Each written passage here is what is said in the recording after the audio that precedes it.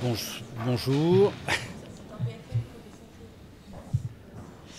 C'est donc la fin d'un long combat pour les familles, 35 ans, 25 ans, suivant les cas, une condamnation au maximum, à perpétuité. Comme je vous le disais, c'est la femme sûrement la plus condamnée de l'histoire judiciaire française.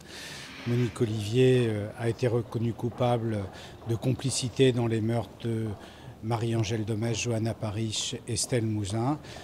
Pour les familles qui ont tant attendu, qui sont tant battues pour qu'un jugement ait lieu, c'est évidemment une décision qui leur donne satisfaction après un procès très éprouvant.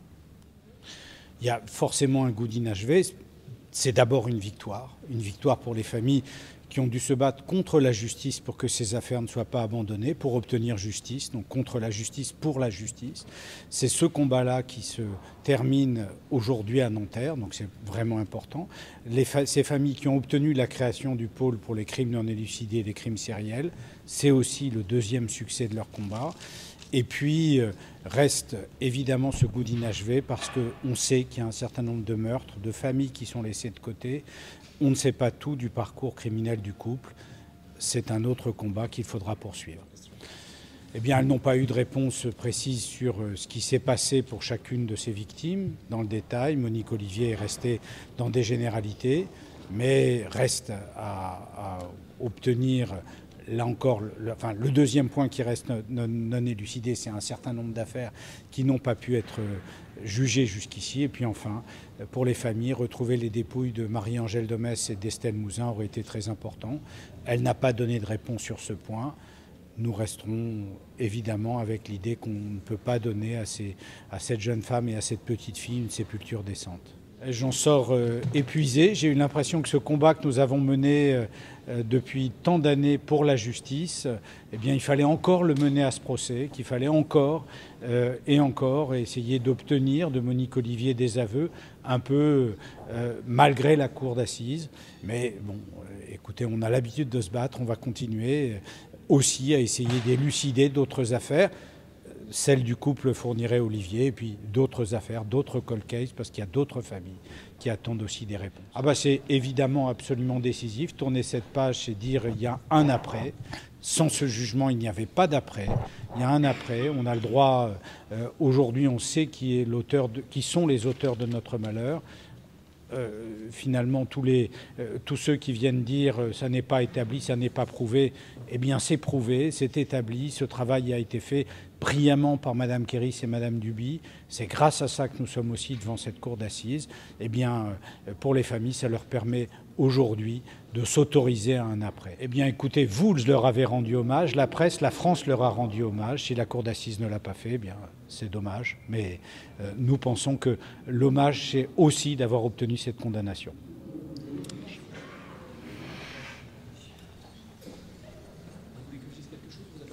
Oui, ça serait super, maître. Non, oui, attends-vous, maître.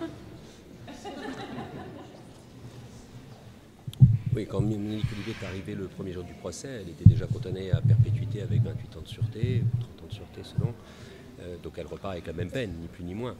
Mais avec néanmoins et surtout une nouvelle déclaration de culpabilité dans 3 affaires, les affaires des disparitions des jeunes Parish, Domèche et Mouzin. Voilà ce qu'il faut en retenir. Mais elle ne purgera pas une peine supérieure à celle qu'elle avait en entrant dans cette cour d'assises. Alors, moi, j'ai rien demandé à la cour d'assises. J'ai dit que ma cliente reconnaissait les faits et qu'elle serait coupable et quelle que soit la peine, que ma cliente ne ferait pas appel. Donc, quand je suis rentré et quand j'ai commencé à plaider, j'ai commencé comme ça. Et la cour d'assises a décidé de ne pas infliger la peine maximum, c'est-à-dire de marquer une différence, une nouvelle différence certes de principe, mais en tout cas de montrer une différence, comme l'avait fait la cour d'assises des Ardennes en 2008 et comme l'a fait la cour d'assises de Versailles très sensiblement en 2018. Donc voilà. Après, je pense que les aveux de ma cliente, qui n'annulent absolument pas sa responsabilité et sa culpabilité, ont été reconnus néanmoins dans une décision à la hauteur de ce qu'on pouvait reconnaître dans une affaire de ce type. Voilà, c'est tout. Très honnêtement, je pense que si la Cour n'avait pas marqué un pas en diminuant la peine, je l'aurais compris. Parce que cette affaire était extrêmement dure, et je l'aurais compris.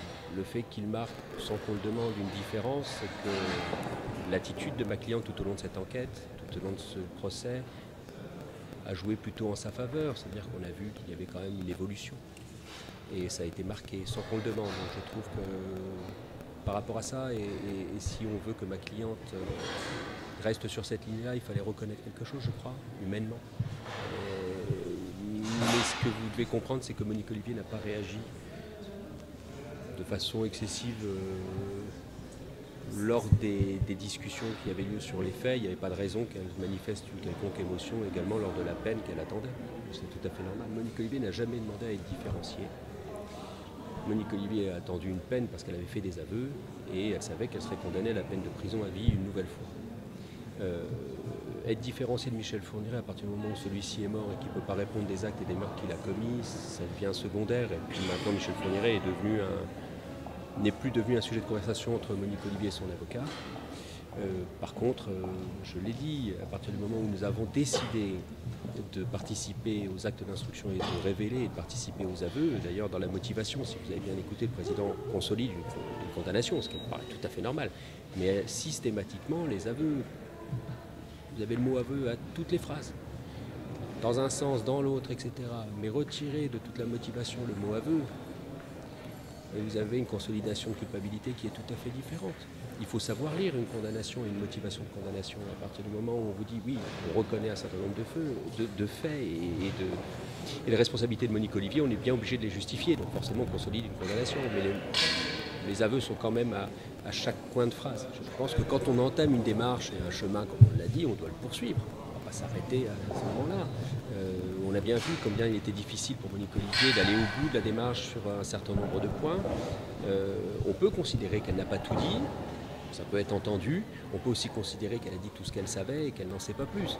Bon, maintenant, nous verrons à l'avenir si Mme Quéry, juge d'instruction, décide d'entendre Monique Olivier dans d'autres affaires, parce que Monique Olivier n'est pas impliquée directement, Michel Fourniret, on a retrouvé de l'ADN. Si on décide que Monique Olivier peut avoir des éléments intéressants pour résoudre des affaires, je crois qu'elle sera dans la même lignée, enfin c'est en tout cas ce que j'espère.